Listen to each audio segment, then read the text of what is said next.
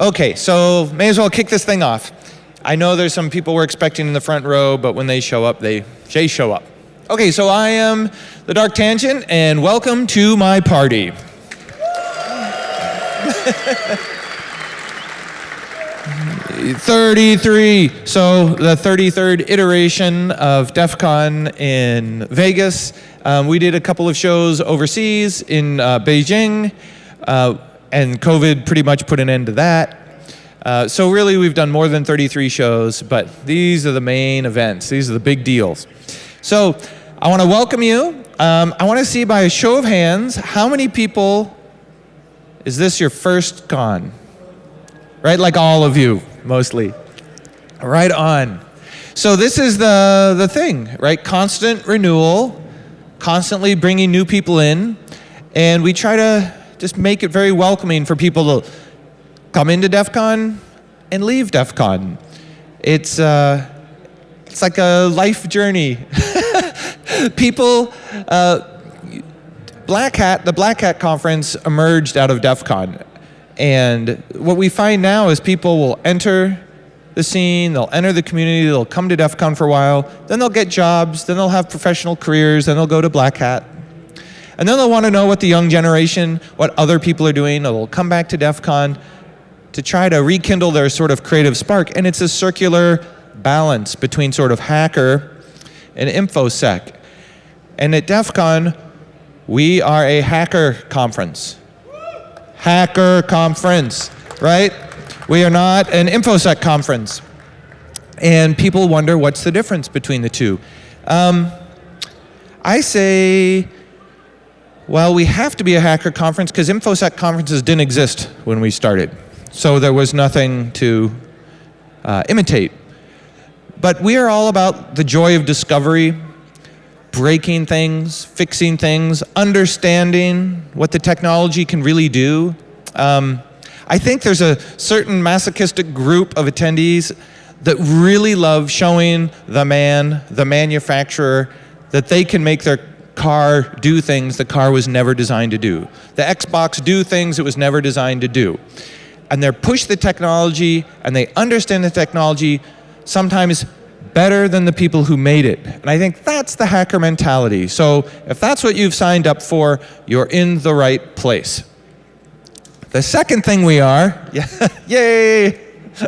The second thing we do is we party a little bit and we socialize. And this is because it emerged out of the first sort of DEF CON where, okay, who wants to hear a little bit of the origin story? You want to? It's hard to tell how many people know some of the origin story and how many don't. When DEF CON started, there was no video or pictures. There was no way to kind of judge the other person at the other end of the keyboard except for what they typed. So you were 100% brutally judged on how you typed and how you presented yourself over an 80-column like bulletin board dial-up window. And so because of that, you could have great online friends. They're like 50 years older than you, and you wouldn't know it. And so when we started DEF CON, it was all about two things. Who are the people that you've been talking to for years? We don't know. We've never met them. And how do you dispel, back then it wasn't disinformation, we just called it bullshit. There was a lot of bullshit around hacking, phone phreaking, reverse engineering, back then cracking. And so there's all these mythologies that would float around. And if you look at the old text files, you would find all kinds of nonsense that people believed. Like if you're gonna dial up and you wanna hide your phone number so you can't get traced by the police, you just dial this number, this, whatever the number is, pound, pound, star, star, this phone number. And then the phone line will beep. And if it's a long beep, that means the next call you make won't be traceable. And it's like, where did this come from? It turns out it's a telco test line, and the beep just means that the line is working. but people believed this special magic, right? And it propagated. So you had people committing all kinds of crazy online crimes thinking that they were untraceable, when in reality they were not. So I figured, okay, if we're getting people together to meet face to face, I want to get the experts that can tell you why the beep is beeping and tell you why it's not doing what you think it is. So get the experts in front of the rest of us, because there was no Google, right? There was no Amazon. It was all about face-to-face meeting people who knew things and getting them to tell you, convincing them to mentor you. And so we had, back then, bulletin boards were the predominant way of talking, and people would put on their bulletin boards these messages like, law enforcement is not allowed to log in. If you're law enforcement and you come in, that's illegal. And I was like, what, 14 years old? I was like, that just doesn't sound right. But this persisted for years and years and years. So finally, I had the very first prosecutor of the very first before it was cybercrime, computer crime, Gail Thackeray from Maricopa County, Arizona, from Operation Sun Devil, where they busted a bunch of bulletin board operators. And so she got up on stage and laughed at everybody, right? Like, that's not how it works. Undercover officers go up to a house and it has a sign on the door like, drug lab, police officers not allowed in. So it evolved from half partying, meeting people, and half this content, deep content, like Dan Farmer from Sun Microsystems that drove the whole development of the internet. He was managing their systems. He was like a god to us because he was doing what we wished we could do, right? He was like a CSO before there were CSOs. And he said that I've got so many systems now, I can't manage them manually. I think I'm gonna have to start writing a tool to scan and try to identify problems in my network. And so he wrote the very first network scanning tool, Satan. Got him on the cover of Time magazine. But he talked about it at DEF CON 1, and by DEF CON 2, he was on the cover of Time. So that's what I'm trying to do here. I want 50% of the time you guys to have a fantastic social experience, and 50% of the time doing something crazy hands-on or learning or breaking something, right? That is the spirit of the HackerCon. So,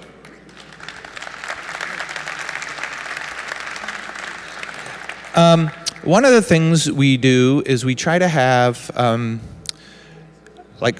we're a community. The community spread all over the world. But while you're here, in person, you're the DEF CON community. And we try to take care of you, try to create a safe space environment. And so you'll see we have signs for our code of conduct. We take that really seriously. And so if you see anybody violating the code of conduct, we've got any of the goons you can talk to. We've got a hotline. If you have a complaint about a goon, we have a whole separate investigation team that will just investigate goons. We have all these structures in place. But none of that would really count unless we also held ourselves accountable. And so I think it was 2016, 2018, we created a transparency report. And in the transparency report, we tell you the incidents that happened at the conference that we knew of. We do that at the closing ceremonies, and then we update it sometimes throughout the year depending on if it needs updating. And the point there is we want to try to pressure other conferences to do the same thing.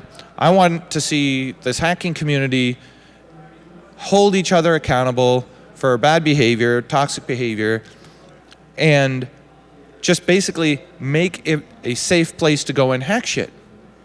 And I want it to be rooms this size of new people coming into our community who feel safe.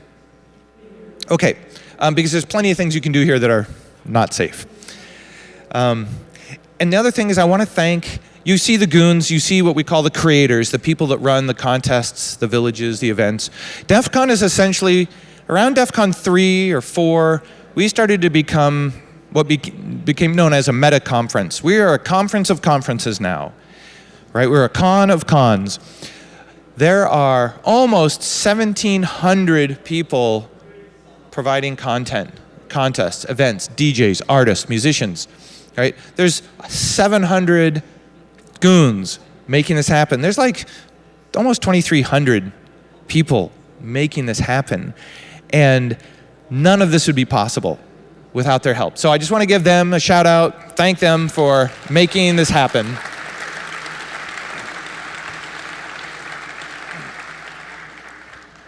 See, wow, I'm just zooming through my notes. Look at all this.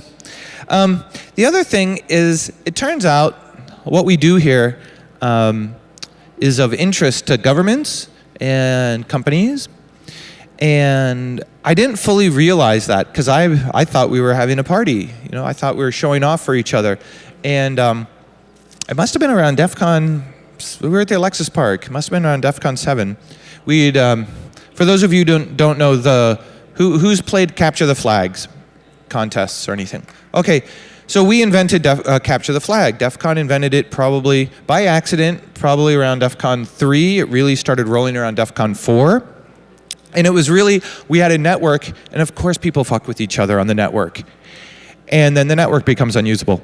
So we had to create another network for people to mess with each other, and that became the CTF network, where you basically just tried to destroy everybody else on the network, and they tried to destroy you. And that over time evolved into a formalized CTF network. And we've always been an offensive, defensive, we're not Jeopardy style, it's always just kind of full contact combat CTF, because that's how it's always been here. So anyway, back then, the conference became larger than what I could know, what any of us could know. At DEF CON 2, I had a pretty good idea of everything that happened. DEF CON 3, somebody came up to me and said, hey, did you see the thing that happened at the place? I'm like, no, fuck, I didn't see the cool thing that you're telling me about, and it's my conference, and I didn't see it. And I thought about that for a while, and it's like, okay, if we're gonna keep doing this, I'm gonna have to be okay with not knowing everything. Which sucks, but it's probably good, because that means there's a lot of good stuff going on. And it's just grown and grown and grown. And so I really get a lot of energy of hearing all the crazy shenanigans that happen at DEF CON, knowing that it's so big, there's no way. So every one of you will have a different DEF CON experience. There's no like shared experience really, where we all are gonna see the same thing. And you have to be okay with that.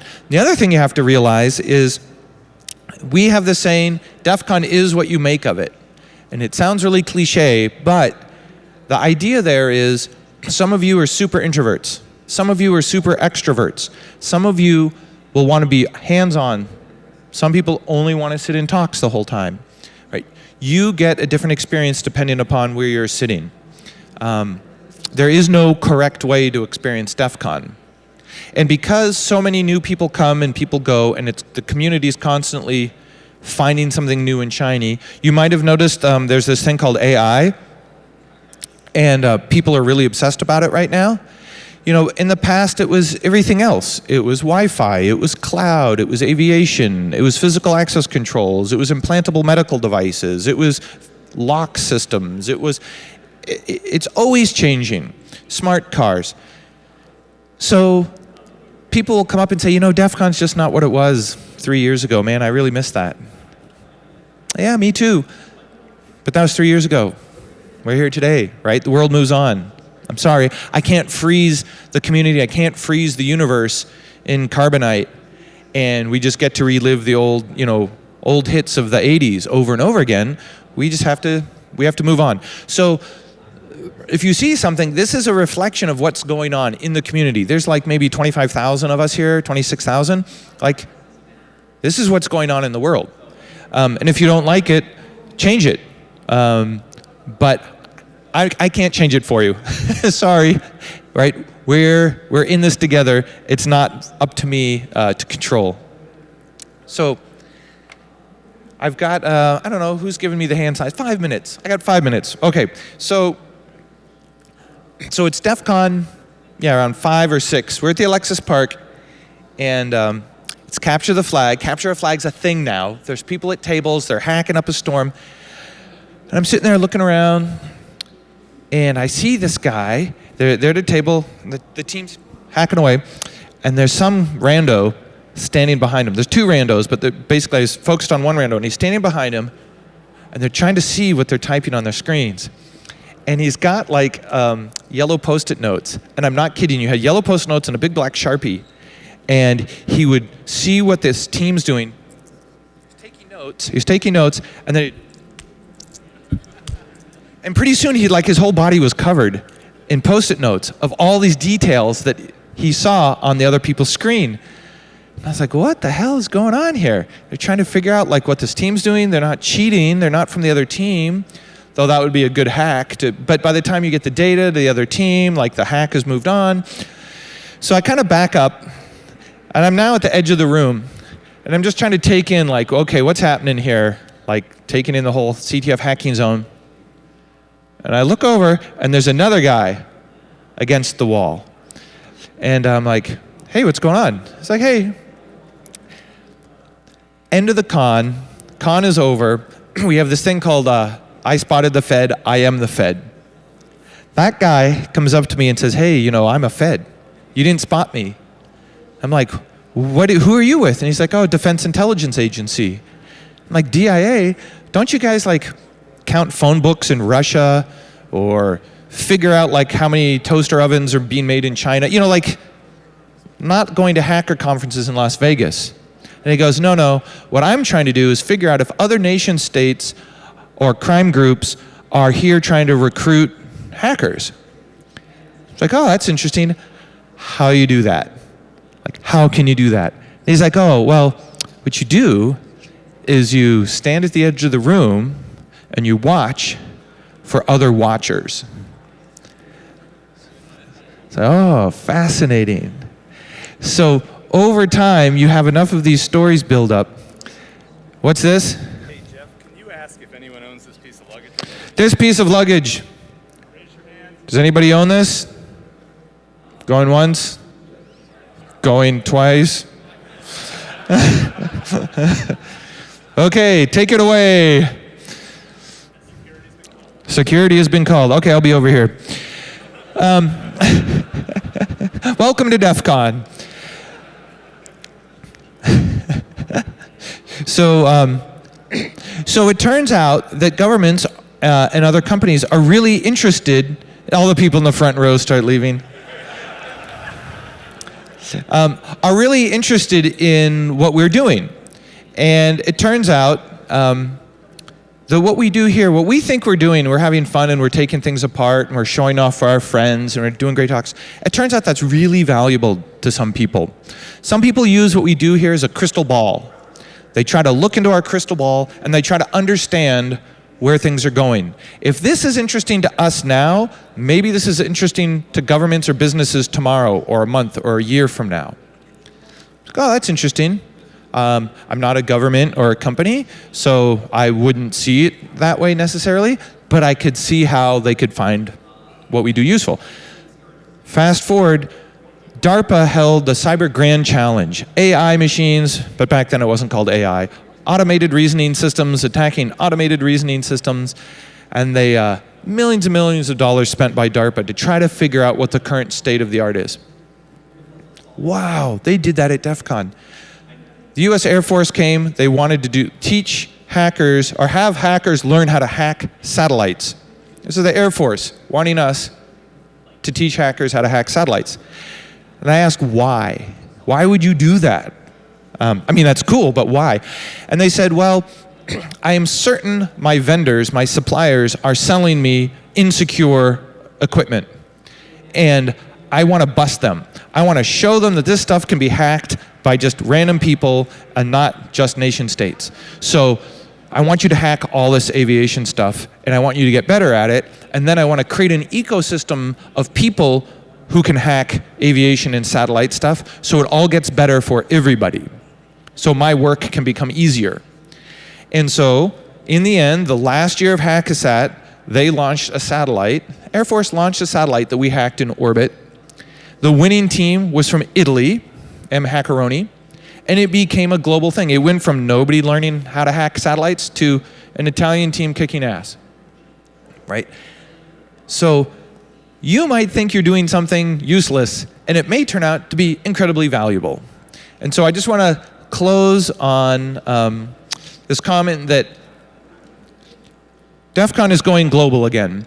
we did conferences, 2 conferences and a virtual conference in China before COVID. And the idea was trying to inspire this kind of hacking community around the world. And China was ripe for it. They were like us right around the dot-com era. They never had a dot-com era. So they were like us 15 years ago, and they were just starting to have their moment. InfoSec was just starting to take off, and here we were arriving, and it was just vibrant, and people were hungry. And then COVID just crushed it all. So now we're trying to go global. Our first conference we're doing end of this year in November. It's just a little taste test in Bahrain at the Arab International Cyber event. And then the first sort of full main DEF CON we're trying is going to be in Singapore and in April. And so for that, I want to call out these guys in the front row. Why don't you stand up? These are the people from Singapore that made it happen. So thank you. I think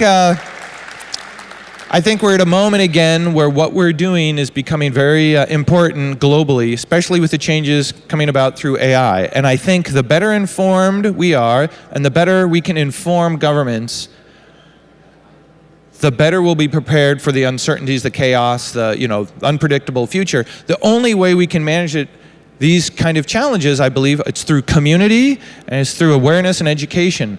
And so I got you covered on the community part. It's up to you to figure out your own awareness. So anyway, with that, I appreciate you all coming here and listening to me tell you old stories, and I hope you have a fantastic con. So thank you so much.